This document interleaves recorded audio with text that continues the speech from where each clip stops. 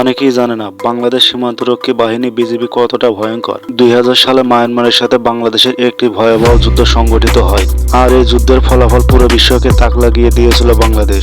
Myanmar সরকার আন্তর্জাতিক আইন লঙ্ঘন করে নাফ নদীতে একটি বাঁধ নির্মাণ করতে চাইলে বাংলাদেশ তাতে বাধা দেয়। এরপর মায়ানমার সেনাবাহিনী 2 ডিভিশন সৈন্য মোতায়েন করে বাংলাদেশ মায়ানমার সীমান্তে, যার সংখ্যা ছিল প্রায় 25,000-এরও বেশি। এর জবাবে বাংলাদেশ সীমান্তরক্ষী বাহিনীর মাত্র 2500 সদস্য আক্রমণ করে তাদের ওপর। 10 গুণ সৈন্য বেশি নিয়ে নাকা নিচুবানি খায় তারা।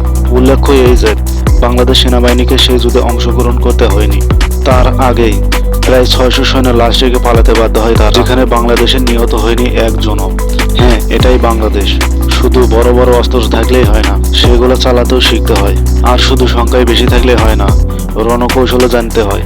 আর সবার উপরে দরকার সৎ সাহস এবং দেশপ্রেম। বন্ধুরা, এই ছিল বাংলাদেশ সীমান্তরক্ষী বাহিনীদের সাফল্যের একটি গল্প। ভিডিওটি যদি ভালো লাগে তাহলে অবশ্যই চ্যানেলটি সাবস্ক্রাইব করে রাখবেন।